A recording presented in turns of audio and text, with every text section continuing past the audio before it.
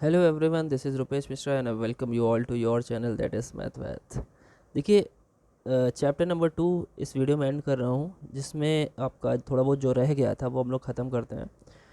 जो चैप्टर है उसमें रैंक नलिटी थ्योरम, जो कि बहुत ही इंपॉर्टेंट है, और रैंक और नलिटी होती क्या है वो भी इम्पॉर्टेंट है। तो इसकी डेफिनेशन इसलिए इम्पॉर्टेंट है कि एमसीक्यू के पर्पस में ज़्यादा पूछी जा सकती है। सो इसकी डेफिनेशन क्या है, देखिए ज़रा। Let T is from U over F to V over F, कोई लीनियर ट्रांसफॉर्मेशन है, ठीक है, where U and V are finite. U and V दोनों फाइनाइट डायमेंशनल वेक्टर स्पेसेस हैं, और फाइनाइट डायमेंशनल, ठीक है, फाइनाइट डायमेंशनल वेक्टर स्पेसेस। तो यहाँ पे जो रैंक टी होता है वो क्या होता है, then then dimension of range space. Range space की जो डायमेंशन निकल के आती है उसे हम लोग बोलते हैं रैंक, ठीक है। कुछ ज़्यादा नहीं है, जो हम लोग डायमेंशन निकालते थे उसी को ही हम लोग क्या बोल देते हैं, हमारा रेंज। जैसे अगर हम डायमेंशन ऑफ रेंज स्पेस यानी डायमेंशन ऑफ आर टी निकाले तो वो किसके इक्वल आएगी, हम इसे ऐसे लिखते हैं, ध्यान सुनिएगा, रैंक रैंक ऑफ टी, ठीक है। वैसे ये जो रैंक है हम लोगों ने मैट्रिक्स में सीखा हुआ है, ठीक है, कैसे कितनी रैंक होती है निकालना आप लोगों ने सीखा ज़रूर है। जिसमें नॉन जीरो रोज़ जितनी होती थी उसे उतने ही काउंट कर लेते थे, रैंक होती थी। तो ये वही चीज़ है। इसे यहाँ पे रैंक को आप ऐसे भी लिख सकते हैं, रैंक ऐसे भी लिखा जाता है, रो ऑफ टी। अगर रो ऑफ टी लिखा हुआ मिल जाए इसका मतलब रेंज स्पेस में कितने ऐसे हमारे वेक्टर्स हैं जो लीनियरली इंडिपेंडेंट है और पूरे पूरे वेक्टर स्पेस को जनरेट करते हैं, स्पैन करते हैं। यहाँ पे इसका मतलब वही है, ठीक है। और एक क्या चीज़ है, और एक चीज़ नलिटी। तो नलिटी क्या होता है, नलिटी ऑफ, नलिटी किसकी निकलती है, नलिटी निकलती है अपने नल स्पेस की, नल स्पेस, ठीक है। तो कैसे लिखा जाएगा, नलिटी को लिखा जाता है ऐसे, ठीक है। नल स्पेस के लिए होता है, इसे ऐसे रिप्रेजेंट करते हैं न्यू टी, या फिर आप ऐसे लिख सकते हो D I M of N of T, ठीक है। मतलब जो हमारे ऐसे एलिमेंट यू के वो एलिमेंट जो इधर जा कर के सिर्फ और सिर्फ आइडेंटिटी से मैच होते हो, अगर वो सब के सब लीनियरली इंडिपेंडेंट है। हालांकि वैसे रैंक जो होता है, सॉरी नलिटी जो होती है, नल स्पेस जो होता है वो वैसे ही उसके सारे एलिमेंट लीनियरली इंडिपेंडेंट होते हैं, और ठीक है, तो वो तो निकल के आ जाता है। तो ये हो गई रैंक और ये हो गई नलिटी, ठीक है। अब इस पर बेस्ड एक थ्योरम है जो कि बहुत ही पॉपुलर है। आपकी गोरखपुर यूनिवर्सिटी में जब हम लोग का डिस्क्रिप्टिव पेपर होता था तो वो 2010-12 तक आई है, उसके बाद पूछी नहीं गई, उसका प्रूफ नहीं पूछा गया है। सो so I'm not going to tell you about the proof of the theorem, but I will let you know that how to use that theorem and how to use that theorem in MCQ or such kind of question which allows rank nullity theorem, ठीक है। चलिए देखते हैं। So rank and nullity theorem क्या है, ये बड़ी simple सी theorem है, दिमाग में रखिए इसे। देखिए, अगर मैं बोलूँ जो हमारा डायमेंशन होता है, डायमेंशन ऑफ रेंज स्पेस, वो थोड़ी देर के लिए हमने मान लिया क्या, कुछ भी मान सकते हैं, लाइक डायमेंशन ऑफ, इसको रो लिखते हैं, rho of T, rank of T. और डायमेंशन ऑफ नल स्पेस जो है हमारा एन ऑफ टी, जिसे हम लिखते हैं उसे हम न्यू टी, ठीक है। और हमारी जो क्या कहते हैं मैपिंग है, वो u ओवर f से v ओवर f में जा रही है, ठीक है बच्चों। तो आप ज़रा ध्यान से सोचो थोड़ा सा, ये जो होता था इसमें ये u है, ये v है, यहाँ से निकल के आता था हमारा रैंक निकल के आता था, यहाँ से इससे नलिटी निकलती थी और इससे रैंक निकलता था, मतलब रो ऑफ टी। तो ये जो हमारा थ्योरम है ये बड़ा ही सिंपल एक रिलेशन देता है। और रिलेशन क्या है, ध्यान से देखिए, उसे याद रखिए कि अगर हम बोलें आपसे कि रैंक टी, रो टी, ठीक ठीक है, प्लस नलिटी यानी न्यू टी, तो ये इज इक्वल टू होता है dimension of domain. Dimension of domain, domain मतलब लेफ्ट वाला, ठीक है, ये ध्यान रखिएगा। इसको बोलते हैं rank plus nullity is equal to dimension of domain. Domain की जो डायमेंशन होगी उसे ही हम लोग ये बोलते हैं। वैसे मोस्ट फेमस तो इस तरीके से लिखा होता है, ऐसे करके, ऐसे ज़्यादा लिखा रहता है। तो ये आपका बहुत ही इम्पोर्टेंट क्वेश्चन बनने वाला है पेपर में। या तो डायरेक्टली ये एमसीक्यू आ जाएगा, या तो इस पे बेस्ड एक क्वेश्चन आ जाएगा, जो कि बहुत ज़्यादा ही इम्पोर्टेंट है। ठीक है, चलिए देखते हैं, इसको थोड़ा और समझते हैं। एक और इम्पॉर्टेंट हमारी थ्योरम ही है, मैं थ्योरम ही लिख देता हूँ उसे, उसका भी स्टेटमेंट बड़ा ही इम्पोर्टेंट है। अगर मान लेते हैं टी जो हमारा है, इफ़ टी इज़, अगर टी एक लीनियर ट्रांसफॉर्मेशन ना हो करके लीनियर ऑपरेटर, आपको पता है लीनियर ऑपरेटर क्या होता है, सेम से सेम में रहता है, u ओवर f से u ओवर f में है, अगर ऐसा है, then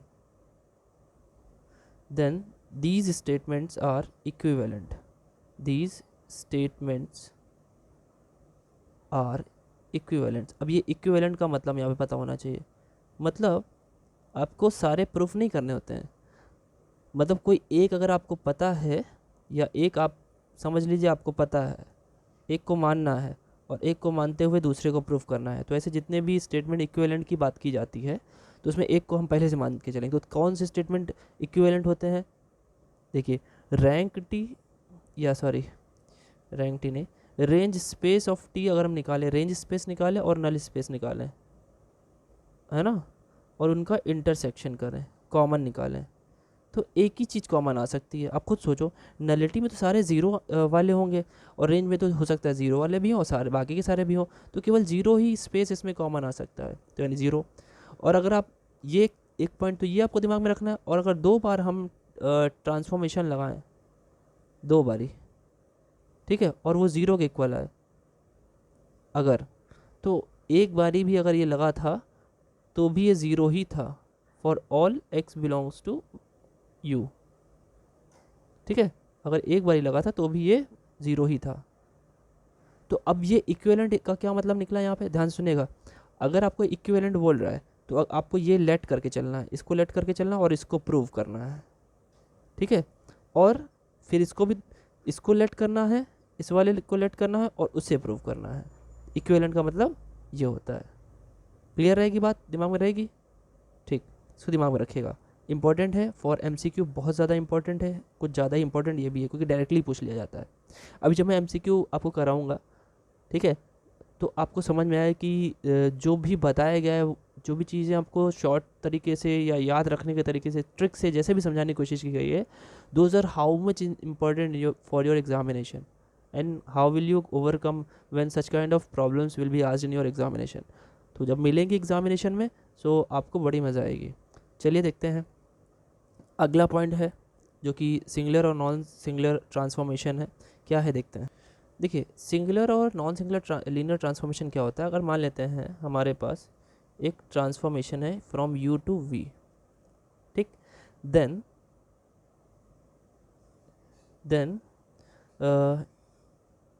it is called singular transformation. इसे सिंगुलर ट्रांसफॉर्मेशन तब कहेंगे देन जब when for x, या when for x non zero, जब हमने ले लिया x नॉन ज़ीरो है, लेकिन इससे ये आ जाए कि टी एक्स ज़ीरो है, ठीक है, x अगर हम नॉन ज़ीरो ले लें, ठीक है, x को एक ऐसा एलिमेंट है जो कि जीरो नहीं है, लेकिन उसका जो इमेज है वो जाकर के जीरो में जुड़ जा रहा है, हरी बात समझ में, ठीक है, और and it is singular, it is singular तो बता दी, it is non singular, it is non singular when, और ये नॉन सिंगुलर तब कहा जाएगा इफ़, अगर हम कहें T x is equal to zero ले लें, और इससे ये प्रूव हो के आ जाए कि एक्स भी जीरो था तो नॉन सिंगुलर हो जाएगा। आई बस समझ में? याद रखिएगा उल्टा है थोड़ा सा। यहाँ पे सिंगुलर का ऐसा सीन है थोड़ा सा कि सिंगुलर में एक्स जीरो नहीं होता लेकिन टी एक्स जीरो होता है, लेकिन नॉन सिंगुलर में अगर टी एक्स जीरो है तो एक्स भी जीरो होगा। दिमाग में इस चीज़ को बैठा लीजिए, ठीक है, दिमाग में रखिए इसको। अब थोड़ी सी इंपॉर्टेंट स्टेटमेंट पढ़ते हैं, ठीक है। इसे भी स्टार लगा लीजिए भाई, एमसीक्यू के लिए बहुत ज़्यादा इंपॉर्टेंट। सो सबसे पहला और सबसे इम्पॉर्टेंट स्टेटमेंट क्या है, ध्यान रखिए। अगर मान लेते हैं टी कोई ट्रांसफॉर्मेशन है फ्रॉम यू टू वी, ठीक है भाई, ठीक है, और कह रहा है कि अगर ये नॉन सिंगुलर है थोड़ी देर के लिए, ठीक है, अगर हम कहें if T is non singular, अगर मान लेते हैं नॉन सिंगुलर है, ठीक है। नॉन सिंगुलर क्या होता है, जिसमें टी एक्स को जीरो मानते हैं तो एक्स भी जीरो होता है, ठीक है। तो ये तभी होगा non singular if and only if. तो ये कब होगा, व्हेन अगर T maps L I subset into L I subset of U into L I subset of V. मतलब ये तभी आपका नॉन सिंगुलर हो पाएगा जब यू का आप ऐसा सबसेट बनाओ जो कि एल आई हो, लीनियरली इंडिपेंडेंट हो, और वो जाकर के वी वाले सेट में उसके एल आई सबसेट से ही मैच करे, तभी इसे आप बना पाओगे कैसा, लीनियरली नॉन सिंगुलर बना पाओगे, ठीक है। बात समझ में आ रही? अच्छा, नेक्स्ट पॉइंट क्या है, नेक्स्ट स्टेटमेंट क्या है, देखिए। अब हम बोलें आपसे कि कि जो हमारा टी है, T from U to V is an isomorphism. अगर ये आइसोमॉर्फिज्म है, आइसोमॉर्फिज्म मतलब क्या होता है, वन वन ऑन टू और होमो तीनों अगर है, तो आप एक चीज़ ध्यान रखो, ये तभी हो सकता है जब टी क्या हो, नॉन सिंगुलर हो, नॉन सिंगुलर। ये चीज़ याद रखिएगा, नॉन सिंगुलर पे ही आपके स्टेटमेंट्स बनते हैं, क्योंकि नॉन सिंगुलर क्या बोलता है कि टी एक्स अगर जीरो है तो एक्स भी जीरो होगा। मतलब एक बात समझिए कि जीरो ही जीरो से मैप हो रहा है, बाकी कोई जीरो से मैप नहीं हो रहा है ना। तो बड़ी अच्छी चीज़ होगी, जीरो से जीरो मैप होता है तो उसे कर्नल ऑफ टी में अगर आ जाता है, केवल जीरो ही जीरो पे मैप होता है तो वन वन हो जाता है। तो एक तरीके से वही समझ लीजिए, जीरो ही जीरो से मैप हो रहा है, यानी कर्नल में सिर्फ जीरो होगा। नॉन सिंगुलर का मतलब ये भी समझ लीजिए, है ना। तो जिस जो कि हमने आज बताई बात कि भाई ये देखिए, आप टी को जीरो से मैप करा रहे हो तो ये कह रहा है कि तभी जीरो से मैप होगा जब एक्स जीरो हो। तो एक तरीके से यहाँ से ये भी तो बात पता चली कि आप यहाँ पे लिख सकते हो दैट, यहाँ पे ऐसे ऐड कर लो कि इसका जो कर्नल ऑफ टी होगा वो उसमें सिर्फ और सिर्फ जीरो होगा, ये भी तो समझ लो। और जब ये होता है तो वन वन तो होता ही है ना, वन वन ऑन टू, और होमो तो हो ही जाएगा क्योंकि होमो तो चैप्टर ही चल रहा है। आ रही बात समझ में?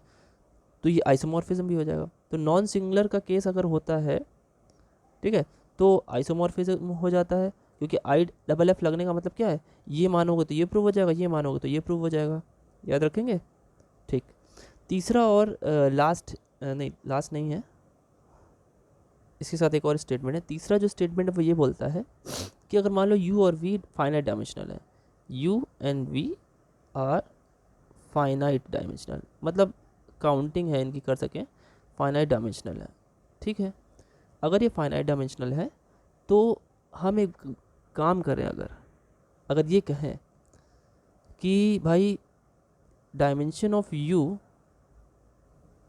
Equal to dimension of V, तभी आ सकती है if and only if T is non singular, is non singular. ये तभी हो सकता है, तभी संभव है जब ये क्या हो, टी जो हो वो नॉन सिंगुलर हो। कैसे भैया, बड़ी वही ऊपर वाली बात यहाँ पे घुमा के बोल दिया गया है ना। क्या बोल दिया गया, देखिए, कह रहे नॉन सिंगुलर होगा, नॉन सिंगुलर होगा तो कर्नल में कितना आएगा, कर्नल में सिर्फ और सिर्फ जीरो एलिमेंट आएगा, है ना। एक सेकेंड, कर्नल में क्या आएगा, कर्नल में सिर्फ और सिर्फ नॉन सिंगुलर एलिमेंट जीरो ही आएगा। और जब जीरो आता है कर्नल में तो वो आइसोमॉर्फिज्म होता है, और आइसोमॉर्फिज्म होगा तो आइसोमॉर्फिज्म क्या कहता है, वन वन ऑन टू और into, sorry one one onto टू और होमो, और 1 1 1 2 है तो जो डायमेंशन लेफ्ट वाले की होगी वही वाली राइट वाले की भी होगी। क्लियर है ना? अब देखिए चीज़ें मैच हो रही हैं पिछली थ्योरम से, दिमाग में रखिएगा इस चीज़ को, याद रखने का तरीका है ये। चलिए एक स्टेटमेंट और है। अब देखिए बोला सिंपल सी बात है, अगर if L T is finite dimensional, है ना, मतलब इसका मतलब वही है दोनों फाइनाइट डायमेंशनल है। तो अगर हम कहें then T in is invertible, invertible मतलब इन्वर्स तभी एग्जिस्ट करेगा, या फिर आप कह रहे हो इसको ऐसे भी कह सकते हो, T inverse exist if and only if T is non singular.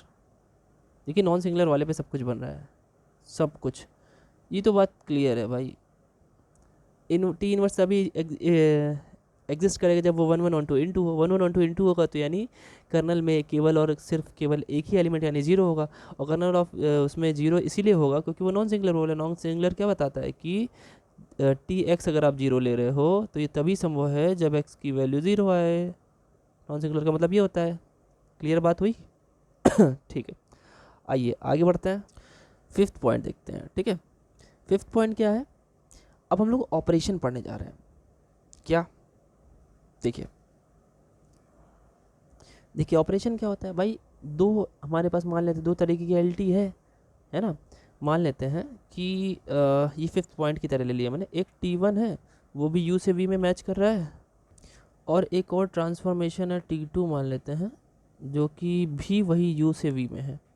तो ये कहता है कि T one plus T two जो होगा वो भी, मतलब दोनों का एडिशन जो फंक्शन ऐड करके तब हमें अप्लाई करना है, वो भी यू से वी में चला जाएगा। कैसे जाएगा ये बात समझ लेते हैं। कैसे जाएगा भाई? देखिए जाएगा वो ऐसे, देखिए यहीं पे बता देते हैं। ठीक है, कैसे जाएगा? अगर मान लेते हैं T one plus T two हम अप्लाई करें किसी एक्स पे जो कि यू में है, तो this will be equal to कि ये दोनों अलग अलग अप्लाई हो जाएगा, T one X plus T two X for all x belongs to U. आई बस में ऐसे अप्लाई हो जाएगा। ये पहला ऑपरेशन है एल टी के बीच में, मतलब दो तरीके की लीनियर ट्रांसफॉर्मेशन के बीच में पहला ऑपरेशन है। दूसरा देखिए, दूसरा क्या ऑपरेशन है? स्केलर मल्टीप्लिकेशन का। देखिए कैसे स्केलर मल्टीप्लिकेशन होता है। वैसे होमोजीनियस में फंक्शन में जैसे होता था वही सारी चीज़ें यहाँ भी है बच्चों। अगर मान लीजिए टी यू से वी में है और आपसे कहा जाए स्केलर मल्टीप्लिकेशन करिए, है यू से वी में, और ए हमने ले लिया मान लेते हैं फील्ड से। अब आप टी मल्टीप्लाई कर रहे हो, मान लेते हैं ए मल्टीप्लाई करो टी में और अप्लाई कर रहे हो एक्स में, तो कोई दिक्कत नहीं है, ए आ जाएगा बाहर और ये टी अप्लाई हो जाएगा एक्स में, है ना। For all x belongs to U और ए तो बिलोंग्स टू एफ आई, है ना। ठीक है, अगला पॉइंट देखिए, है ना। अगला पॉइंट क्या करता है? देखिए इसके बाद बड़ा ही अच्छा पॉइंट है, क्या है? मल्टीप्लिकेशन यानी product, product of L T. दो एल टी उनका प्रोडक्ट चाहिए।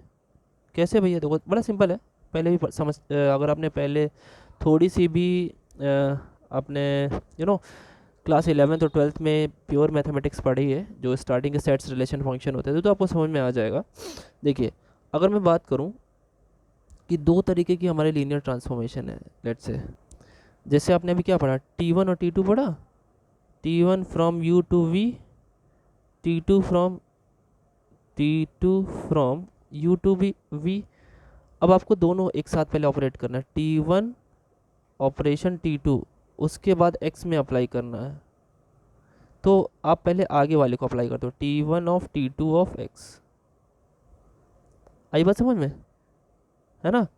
तो ऐसे भी लिखा मिल सकता है और आप इसे ऐसे भी लिखा हो पा सकते हो, T one into T two, नहीं इंटू ना लगाओ क्योंकि इंटू का मतलब तो अलग हो जाता है, T one T two x लिख सकते हो आप। ठीक है, ठीक है, इसे T one T two x भी लिखा जा सकता है। आई बात समझ में। अब इससे बेस्ड कुछ और भी पॉइंट हो भी देख लेते हैं। चलिए देखिए दो तरीके के अगर एल टी है मान लेते हैं, एक है अपना तीन तरीके के लेट से, है ना, टी वन है, टी टू है और टी थ्री है, या फिर ऐसे मान लो आपके एग्ज़ाम में ऐसा हो सकता है इसी तरीके से मिल जाए, ये तीनों के तीनों यू से वी में है। और अगर आप अप्लाई कर रहे हो पहले T1 और T2 को ऐड कर रहे हो, हाँ, उसके बाद S1 अप्लाई कर रहे हो, तो आप अलग अलग भी लिख सकते हो, मतलब इसको S1 T1 भी अप्लाई कर सकते हो और S2 T2। अब देखिए S1 T2, अब यहाँ पे X लिखना भूल गया, यहाँ पे X भी लिखा होगा, ठीक है, तो कोई मतलब नहीं, आप उसे अंडरस्टूड है, भूल नहीं गया मैं, जानबूझ के नहीं लिखा है। अब अगर हमने S1 प्लस S2 कर दिया, चलो मान लो एक S2 भी रख लेते हैं, हाँ, यहाँ पे S2 भी मान लेते हैं, यहाँ पे S2 भी है, तो S1 S2 ऐड किया, T1 राइट से कर दिया, तो कोई दिक्कत नहीं है, S1 T1 हो जाएगा प्लस S2 T2 हो जाएगा, और ये अप्लाई हो जाएंगे दोनों के दोनों। ए मल्टीप्लिकेशन कर रहे हैं दोनों S1 T1 में, कोई दिक्कत नहीं है, ए किसी के साथ भी लिखा जा सकता है, ए S1 के साथ भी लिख करके फिर T1 में ऑपरेट हो सकता है, या S1 बाद में ऑपरेट होगा और ए T1 के साथ मल्टीप्लाई हो जाएगा। आई बात समझ में? अब इसके बाद देखिए एक और चीज़ लास्ट बचा हुआ है, समझ लेते हैं, ठीक है, क्या है देखिए, मान लेते हैं टी और एस दो लीनियर ट्रांसफॉर्मेशन है यू से लेके वी तक है, और क्या है ये, दोनों के दोनों जो हैं वो n डायमेंशनल और m डायमेंशनल, तो अलग अलग डायमेंशन के हैं, ठीक है, सॉरी दोनों सेम लेने हैं, ठीक है, दोनों v से v में है और डायमेंशन ऑफ v जो ले रखी है वो n ले रखी है। तो यहाँ से कुछ स्पेशल पॉइंट्स निकल के आते हैं। क्या है, सबसे पहला पॉइंट जो है वो ये है आपका कि अगर आपने रैंक निकाली है इन दोनों के मल्टीप्लिकेशन की रैंक, ठीक है, तो वो हमेशा बड़ी आएगी या बराबर आएगी दोनों की अलग अलग रैंक के एडिशन से n घटाने पे, ठीक है। n क्या है, v की फाइनाइट डायमेंशन है, अगर दोनों लीनियर ट्रांसफॉर्मेशन के मल्टीप्लिकेशन का अगर रैंक निकालेंगे हम, तो दोनों के अलग अलग रैंक के एडिशन में से n सब्ट्रैक्ट हो जाएगा। ये कुछ वैसा ही है कि जो हम लोग a यूनियन b निकाला करते थे n करके, तो उसकी वैल्यू हमेशा n a plus n b और minus of n a intersection b जाती थी। तो यहाँ पे तो इक्वल होता था, यहाँ पे ग्रेटर देन इक्वल आ जाता है। बस इतनी सी बात याद रखनी है, ठीक है, इतनी सी बात इससे मैच करके आप याद रख सकते हो, ठीक। एक चीज़ और इसी में ही, लेकिन जब उसी की आप मल्टीप्लिकेशन की नलिटी निकालोगे तो वो क्या आएगी, वो हमेशा बड़ी आएगी, बिल्कुल इसी की तरह, अलग अलग लिख दीजिए जोड़ करके, लेकिन हाँ इसमें आपको माइनस नहीं करना है, ठीक है, कोई दिक्कत नहीं है। अब नेक्स्ट पॉइंट, और ये आई थिंक ये 10वां पॉइंट हो गया आपका, और ये सारे पॉइंट बच्चों इतने इंपॉर्टेंट है कि हम क्या बताएं आपको।